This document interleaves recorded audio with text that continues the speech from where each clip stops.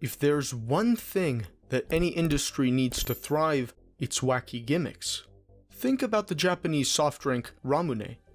Why is there a glass marble inside the bottle? Probably not to make the drink taste better. And yet, the drink is one of the most iconic symbols of summer in Japan. Ramune is an example of an industry gimmick done right, though isn't the only beverage who put balls in their drinks as a selling point. In 1997, a Canadian beverage company tried their hand in selling a ball-filled novelty drink with a beverage called Orbitz. But you see, unlike Ramune, a Japanese pop culture phenomenon, Orbitz gained a fan following for being a hilarious and kind of gross marketing failure. The Clearly food and beverage company, founded in 1987, took on the beverage industry by storm with the release of their drink Clearly Canadian, a fruit-flavored soft drink that flew off shelves for $1 a bottle. Selling globally in Canada, the US, Japan, Britain, and Ireland, industry analysts claimed that Clearly Canadian led a new category of soft drink, one that some said was like premium wine and beer, but for the soft drink market. Riding the waves of success, Clearly Canadian had the liberty to try something out of this world. And in 1996, a website using the domain Orbitz.com teased Clearly Canadian's new product. Compared to its existing lineup of classy-sounding beverages, Clearly Canadian embraced the wackiness of Orbitz, advertising it as the drink with balls. Clearly Canadian's marketing campaign suggested that the drink Orbitz was from a planet called Planet Orbitz. On the website's homepage, visitors were greeted with an invitation into the lore of Orbitz. Quote, "Prepare to embark on a tour into the bowels of the Orbitarium," end quote. This interesting word choice didn't land with consumers exactly as they had hoped.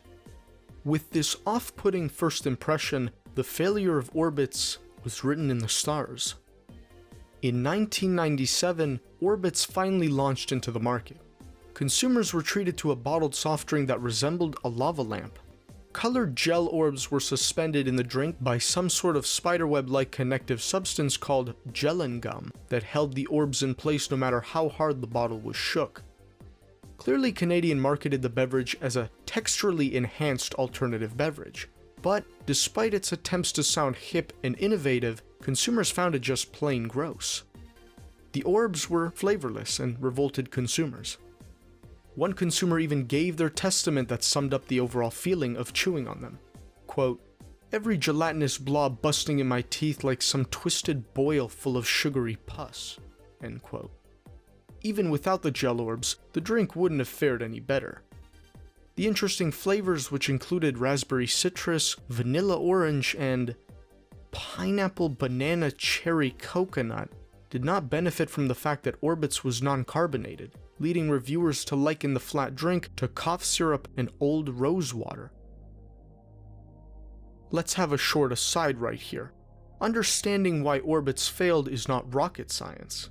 Customers' first tease to it invited them to enter some bowels. Its main selling point, the orbs, were compared to the experience of bursting pus, and perhaps worst of all, one of their flavors was pineapple banana cherry coconut. If any more people were exposed to the pineapple banana cherry coconut Orbitz, it may have been branded as a public safety hazard. It's probably for the best that in 1998, Orbitz disappeared from shelves as quickly as it had launched. Although Orbitz was never revered for its taste, you have to admit it does look kinda cool. Customers bought the drink as decoration, and in 2012, a supernova of nostalgia fanatics and retro collectors revived its popularity on eBay. Unopened bottles were selling for up to $30, with whole cases going over $100.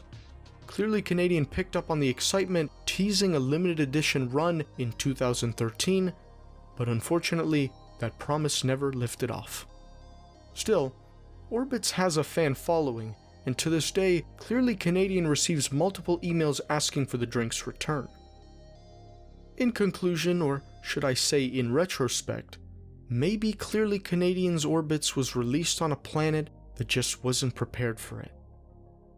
Today, boba milk tea, a Taiwanese tea-based drink with chewy tapioca balls, has taken the world by storm. Even so, the marketing of Orbitz laid out a path to failure, as advertising and the drink itself left a foul taste in consumers' mouths.